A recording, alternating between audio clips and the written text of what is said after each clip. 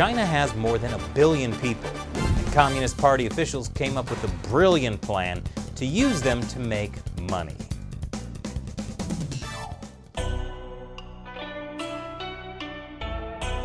Welcome back to China Uncensored. I'm Chris Chappell.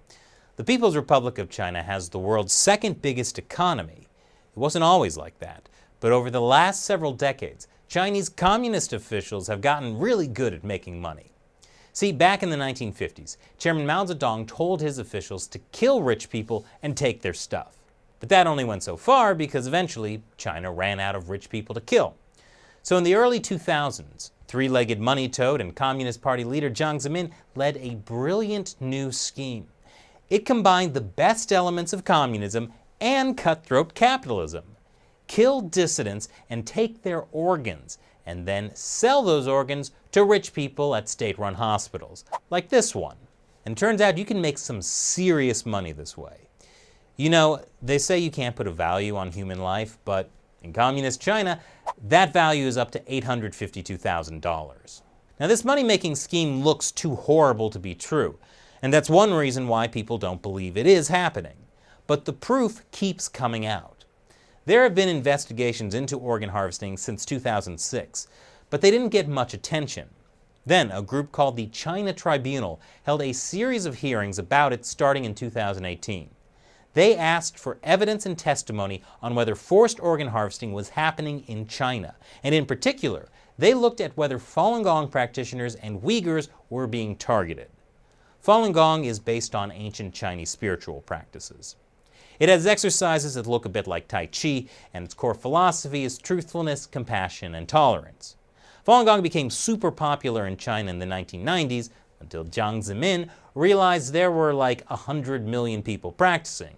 And so he remedied that with this, and this, and this. Take that, compassion. The Uyghurs are a Turkic ethnic minority who live mostly in China's far west Xinjiang region. There are about 10 million Uyghurs, and they're mostly Muslim. Islam is unrelated to Falun Gong spiritually, but from the Communist Party's perspective, it's the same problem. There are lots of Uyghurs, and they believe in something other than the Communist Party. So the party remedied that with this: concentration camps.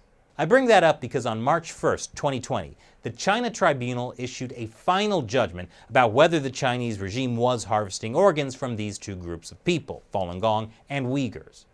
It came after 2 long years of personal testimony and poring through evidence, and long hearings that practically nobody watched, and statements hardly anyone read about because Western media like the New York Times were too busy getting paid by Chinese state-run media to run advertisements that look like articles. Anyway, on March 1st, the China Tribunal issued this 562-page judgment that we read through so you don't have to. It concluded, among other things, that forced organ harvesting has happened in multiple places in the People's Republic of China and on multiple occasions for a period of at least 20 years and continues to this day. It says that the victims are mostly Falun Gong practitioners and that Uyghurs are also sometimes victims and could be China's living organ bank for the future. That's the Chinese Communist Party for you, always thinking ahead. Finally makes sense why Chinese authorities have been collecting DNA from all the residents of Xinjiang. I'll note, by the way, that the China Tribunal was led by a panel of 7 experts from several countries. It was chaired by Sir Jeffrey Nice. He's the attorney who led the prosecution of the former Serbian dictator Slobodan Milosevic for war crimes back in the 1990s. And none of the people on the panel were Falun Gong practitioners or Uyghurs, nor were any of them YouTube celebrities who could have told them that nobody wants to read a 562-page report about mass murder. So, I'll just give you the highlights of the mass murder. Here are some of the reasons the China Tribunal concluded that the Chinese Communist Party really is killing people for their organs. 1. There are extraordinarily short waiting times for organs. You can literally schedule an organ transplant in 2 weeks to take place on a certain day. In America, you might wait months or years for some guy to die in a motorcycle crash. In Communist China, the doctors just kill him for you. 2. the Communist Party routinely tortures Falun Gong practitioners and Uyghurs. It's not a big leap from torturing people to simply killing them. And if you also sell their organs, it's a great way to make money. 3. China built a massive organ transplant infrastructure starting in 2001. That's when the number of annual transplants began to boom. So they were building new hospitals and training new transplant doctors, but China didn't create its voluntary organ donation system until 2010. So that's super weird. And even today, there are very few voluntary organ donors in China. And that's tied to number 4. Chinese authorities don't execute enough criminals to account for the number of transplants. The data suggests that Chinese hospitals do between 60,000 and 100,000 organ transplants per year. But China only carries out fewer than 4,000 court-ordered death sentences each year. So there aren't enough criminals to execute. And China's voluntary organ system only started 9 years after the transplant boom and is still really small. That leads to only one conclusion. Chinese hospitals have been killing tens of thousands of additional people every year who aren't criminals or voluntary donors. The China Tribunal did, by the way, invite the Chinese government to join in and present their own testimony. The Chinese government did not respond at any point during the 2 years. But one of the interesting things about having a formal open process like the China Tribunal is that it's a forum for people to submit testimony who otherwise might not have had their voices heard. One person who submitted testimony was Didi Kirsten Tatlow, a former New York Times reporter. Tatlow had tried to do a series of investigations into China's forced organ harvesting, but her editors shut her down. As a New York Times reporter in 2016, she was invited to an event held at Beijing Hospital, where state health officials talked about China's organ donation program. Over lunch, she overheard a conversation between 2 Chinese transplant doctors, which suggested they were being told they could no longer use prisoners of conscience for organ harvesting. But when she told her editors she wanted to investigate further and do a series of stories about Chinese hospitals using prisoners of conscience for organ transplants, it became clear to her that the issue was unwelcome at the New York Times. Now, on top of the conclusions from the China Tribunal, there's this very long, very detailed, and frankly kind of boring report published last November in a fancy peer-reviewed medical journal.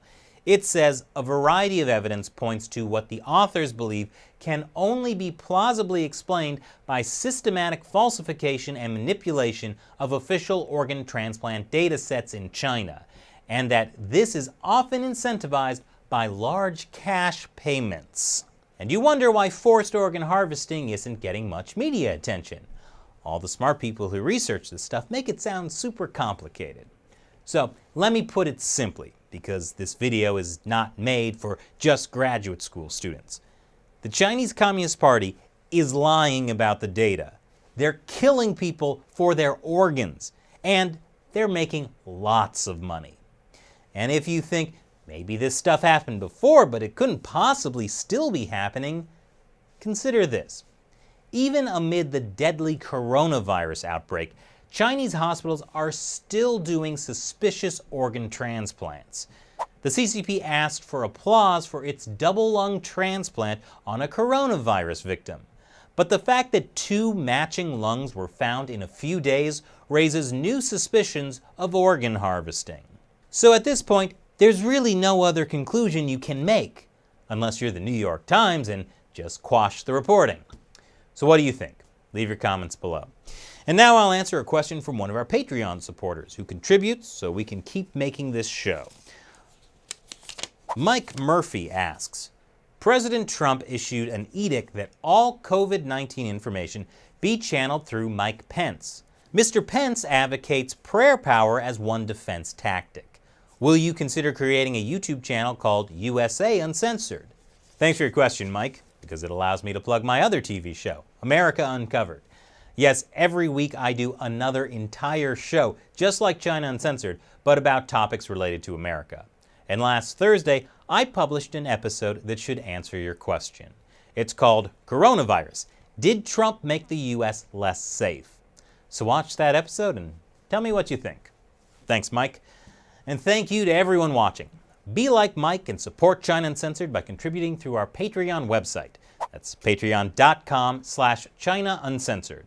Our awesome supporters like Mike help us keep making episodes like this.